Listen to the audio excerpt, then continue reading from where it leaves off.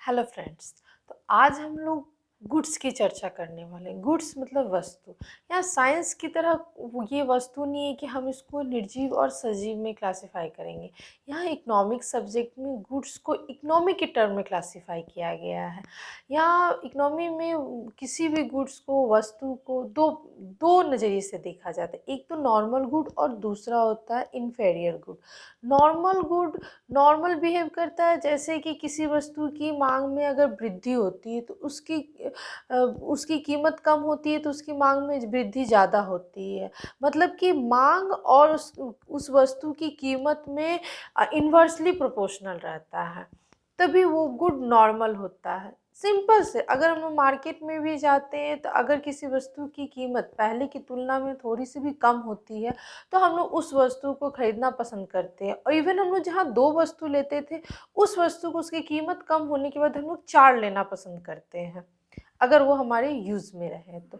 तो यही बात हो जाती है नॉर्मल गुड्स के कारण। वो इकोनॉमी में नॉर्मल गुड्स वही हो गया जो कि नॉर्मल भी है, मतलब कि उसका मांग के साथ उस वस्तु की कीमत का, उसके मांग की जो मात्रा मांगी गई है उसमें इन्वर्सली प्रोपोर्शनल होता है। मतलब कीमत का बढ़ना मांग की मात्रा का कम हो जाना और कीमत का घटना मांग की मात्रा का वृद्धि हो जाना। वहीं पर आता है आपका इन्फेरियर गुड, जो दूसरी एक नॉर्मल और दूसरा इन्फेरियर। और जो इन्फेरियर गुड्स आते हैं मतलब हो गया निम्न वस्तु। निम्न वस्तु जो होती है उसमें वस्तु का अ, कीमत के साथ डायरेक्टली रिलेशन होता है, इन्वर्सली ना होकर डायरेक्टली होता है। उसमें क्या होता है कि वस्तु की कीमत में जैसी वृद्धि होती है, हम लोग उस वस्तु की जो लेने की मात्रा वृद्धि कर देते हैं, और जैसे उसकी कीमत कम होती है हम उसको लेना कम कर देते हैं। कभी कभी ऐसा होता है कि जब उसका प्रतिस्थापन प्रभाव, आय प्रभाव और कीमत प्रभाव, ये इन तीनों प्रभावों को मैं बहुत अच्छे से डिस्क्राइब की हूँ अपने लास्ट वीडियो में। आप लोग उसको देख के गेन कर सकते हैं कि ये प्रभाव कैसे वर्क करता है किसी वस्तु के लिए। तो एक्चुअली जब वस्तु को हम लोग क्लासिफाई करते हैं तो ये तीनों टर्म बहुत इम्पॉर्टेंट रोल अदा करता है। अगर कह सकते हैं कि जो ये कीमत प्रभाव है वो आय प्रभाव और ये प्रतिस्थापन प्रभाव का योग होता है।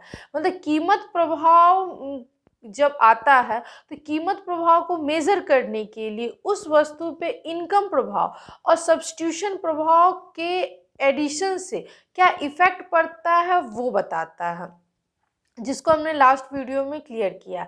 अब इसी इफ़ेक्ट्स के थ्रू हम लोग इन्फेरियर गुड को डिफाइन करेंगे। इन्फेरियर गुड में क्या होता है ना कि प्रतिस्थापन प्रभाव तो पॉजिटिव ही रहता है, और आय प्रभाव हमेशा एक पॉजिटिव और निगेटिव रहता है। आय प्रभाव में एक पॉजिटिव सेंस और निगेटिव दोनों रहता है।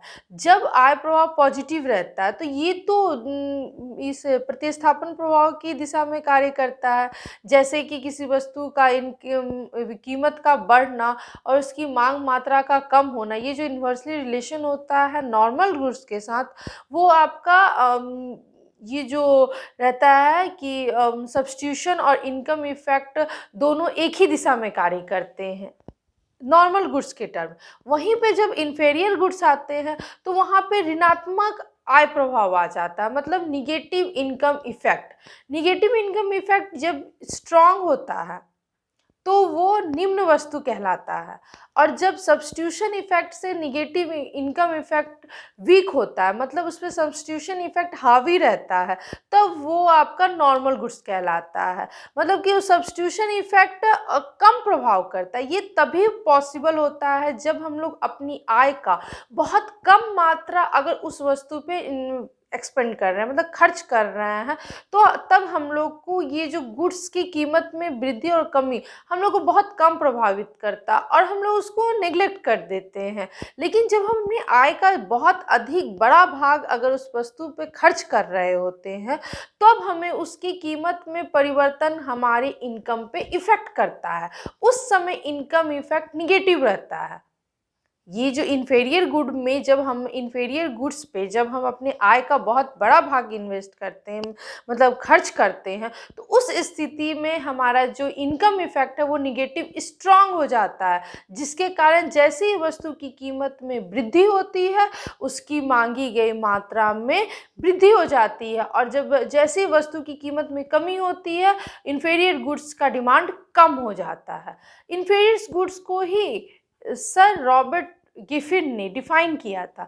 वो वही पहले पर्सन थे, वो तो एक्चुअली में वो सांख्यिक थे, लेकिन उन्होंने पहली बार बताया था कि इन्फीरियर गुड्स ऐसे होते हैं जबकि वस्तु व्यक्ति की इनकम में जैसी वृद्धि होती है इन्फीरियर गुड्स को बोला लेना कम कर देती है। इसीलिए इन्फीरियर गुड्स जिसमें कि इनकम इफेक्ट जो निगेटिव होता और वो स्ट्रांग होता है, जिसके कारण उसका प्रतिस्थापन प्रभाव दब जाता है, सब्स्टिट्यूशन इफेक्ट दब जाता है, वैसे वस्तु को गिफिन गुड्स कहते हैं। गिफिन गुड्स पे कोई भी लॉ वर्क नहीं करता। मार्शल की जो लॉज थे वो भी गिफिन गुड को डिफाइन नहीं कर पा रहे थे।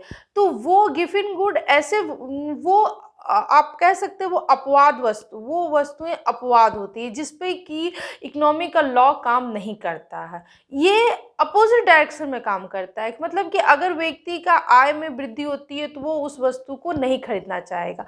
मैं आपको एग्जांपल देती हूँ एक छोटा सा, कि अगर व्यक्ति ब्रेड खरीदता है, वो व्यक्ति मार्केट जाता और वो ब्रेड खरीदता है, तो उस स्थिति में क्या हो जाता है ना कि वो व्यक्ति ब्रेड पर अपनी इनकम का, वो व्यक्ति निर्धन है, उसके पास ज़्यादा उसका इनकम है नहीं, तो निर्धन है, तो वो अपनी आय का अधिक भाग ब्रेड पर खर्च करता है।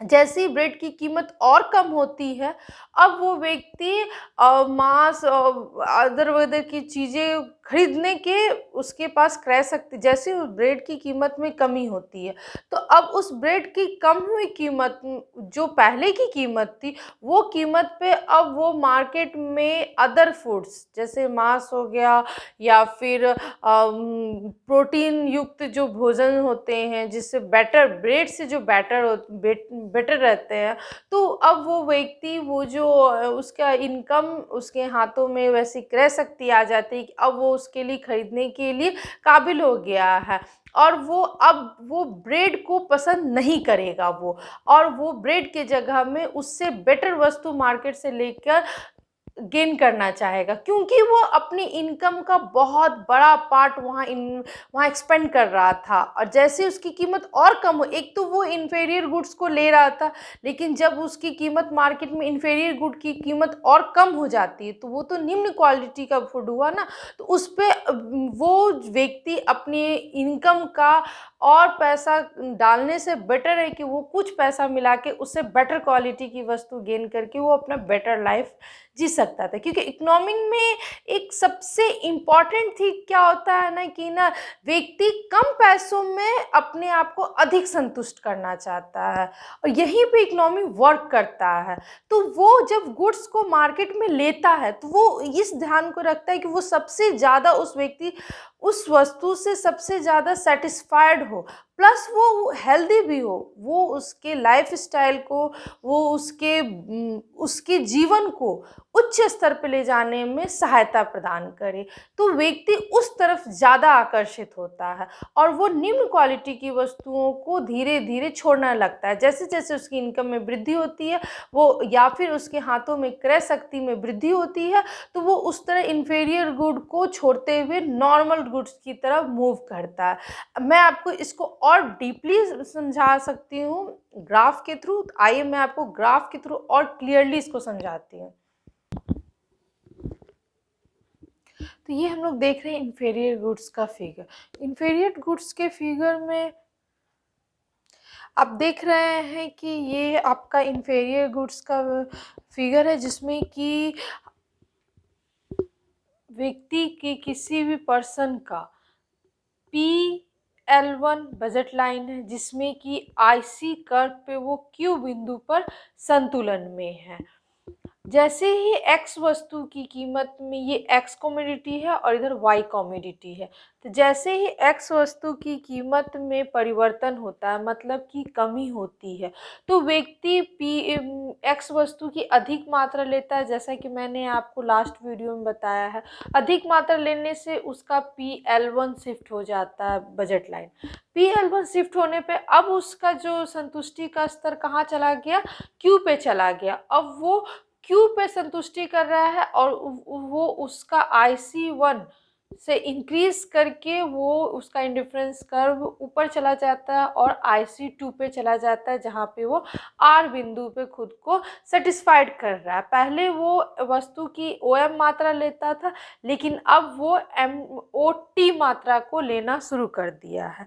लेकिन जैसे, क्योंकि हमने लास्ट वीडियो में ही बताया है कि कॉम्पेंसेटिंग वेरिएंस होता है, मतलब कि व्यक्ति की आय से इतनी क्षतिपूर्ति मतलब हटा दी जाती है, जो उसकी क्रय शक्ति में वृद्धि होती है, एक वस्तु की कीमत में कमी होने से उसकी क्रय शक्ति में वृद्धि होती है, उसको कॉम्पेंसेट किया जाता है। कॉम्पेंसेट करने के कारण अब उसका बजट लाइन कहाँ पहुँच गया, AB पे पहुँच गया। ये चूँकि बिल्कुल पैरेलल होता है PL2 के, इसीलिए जब वो AB पे आता है तो भी वो एक्स की ही अधिक मात्रा लेता है। अब वो अपने पुराने संतुष्टि के स्तर पर आ गया। अब वो चाहेगा तो वो क्यू क्वांटिटी को भी ले सकता है और नई जो उसे संतुलन मिल रही है एस को भी वो ले सकता है। जब वो क्यू को अब वो लेना नहीं पसंद करे, क्योंकि अब एक्स की कीमत में कमी हो गई, तो वो एक्स की मात्रा को बढ़ा देता है। बढ़ाने के कारण अब वो OH मात्रा ले रहा है एक्स की, और एस पे वो संतुष्ट हो रहा है। तो व्यक्ति का इसमें आप देख रहे हैं क्यू से R1 जो पॉइंट है वो प्राइस इफेक्ट है। मतलब कि व्यक्ति का जैसी आय में वृद्धि होती है, उसकी क्रय शक्ति में वृद्धि होती है, एक्स की क्वांटिटी जैसी कीमत में कमी आती है तो वो इसकी अधिक मात्रा लेता है, और एक्स की कीमत में कमी होने से उसकी क्रय शक्ति में इंक्रीज हो जाता है। क्रय शक्ति जब इंक्रीज करती है तब वो अब क्यू से R1 पे आ गया है। लेकिन यहाँ पे मैं आपको बताना चाहती हूँ कि जो गुड्स की बात कर रहे हैं वो इन्फेरियर है, मतलब कि वो S से R की तरफ अपवर्ड शिफ्ट कर रहा, मतलब कि जो X वस्तु है वो इन्फेरियर है, वो Y की तरफ शिफ्ट कर रहा है। वो अब जितनी भी कीमत कम हो जाए वो X को लेना पसंद नहीं करता है। इन्फेरियर गुड में ये जो एरिया है H, T और H, ये इनकम इफेक्ट को बताता है। जहाँ तक कि ये जो है वो इनकम इफेक्ट को बताता है, और ये जो पूरा डिस्टेंस है मतलब M और H, वो सब्स्टिट्यूशन इफेक्ट को बताता है। यहाँ पे हम लोग देख रहे हैं सब्स्टिट्यूशन इफेक्ट ज़्यादा है, वो यहाँ पे इनकम इफेक्ट जो है वो कम है और सब्स्टिट्यूशन इफेक्ट इनकम इफेक्ट से ज़्यादा है। यहाँ जो TH है वो निगेटिव है, इनकम इफेक्ट निगेटिव है और सब्स्टिट्यूशन इफेक्ट इनकम इफेक्ट से ज़्यादा है। मतलब कि उपभोक्ता जो वस्तु को क्रय कर रहा है वो अपनी आय का कम भाग एक्स वस्तु पे खर्च कर रहा है। इसीलिए इन केस में कभी कभी क्या होता है कि इन्फेरियर गुड्स पे भी, सिंपल नॉर्मल गुड्स पे जो लॉ लागू होता है वही इन्फेरियर गुड्स पे भी होता है, क्योंकि यहाँ पे जो सब्स्टिट्यूशन इफेक्ट स्ट्रांग होने के कारण वो इनकम इफेक्ट को अपनी मनमानी करने नहीं देता है और वो इसे नॉर्मल गुड्स की तरह बिहेव करता है, जिसके कारण अगर वस्तु की कमी में, ये वस्तु की कीमत में कमी भी होती है तो उपभोक्ता उसे उसकी मात्रा में थोड़ा सा इंक्रीज तो करता ही करता है। लेकिन प्रॉब्लम तब हो जाता है तब वस्तु ज़्यादा हो जाती, जब वो गिफिन गुड होती। गिफिन गुड्स में क्या हो जाता है ना, ये जो इनकम इफेक्ट है वो बहुत स्ट्रांग होता है, वो सब्स्टिट्यूशन इफेक्ट पर भी हावी हो जाता है। ऐसी स्थिति के लिए मैं आपको नेक्स्ट ग्राफ बताती हूँ। ये हो गया गिफिन ग्राफ्स का गिफिन गुड्स का ग्राफ। इसमें हम लोग क्या देख रहे हैं कि ये जो वही स्थिति है जो कि पहले थी।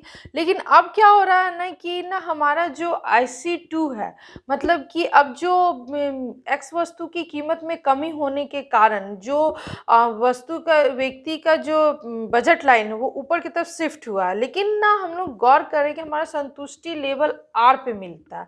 आर मिलने से क्या होता है कि ये क्यू बिंदु के लेफ्ट साइड है, मतलब कि उपभोक्ता एक्स की वस्तु में कीमत कमी होने से एक्स की अधिक मात्रा को क्रय नहीं कर रहा, वो इसकी कम मात्रा को क्रय करना पसंद कर रहा है। तो ऐसी स्थिति में ये जो यहाँ एम एच से लेकर एम तक का जो एन और एच का जो डिस्टेंस है, मतलब यहाँ से लेकर यहाँ तक का डिस्टेंस, ये मेरा हो जाता है इनकम इफेक्ट।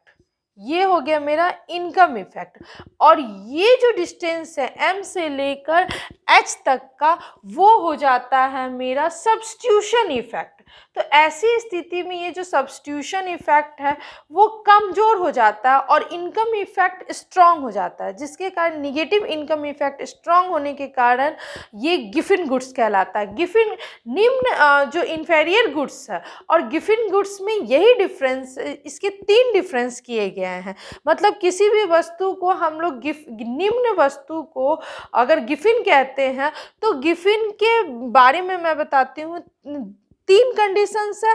पहला कंडीशन ये हो जाता है कि निम्न पदार्थ जो वस्तु है वो निम्न पदार्थ है। क्यों? कि उसका ऋणात्मक जो इनकम इफेक्ट है वो स्ट्रांग होना चाहिए। दूसरा हो जाता है जो प्रतिस्थापन प्रभाव है उसका कम होना चाहिए। और तीसरा जो सबसे इम्पॉर्टेंट है वो है कि उस वस्तु पर व्यक्ति अपनी आय का बहुत बड़ा भाग अगर वो उस पर खर्च कर रहा है, तब वो उस वस्तु का जो वस्तु की कीमत में जो कमी और वृद्धि होती है वो शिफ्ट करता है।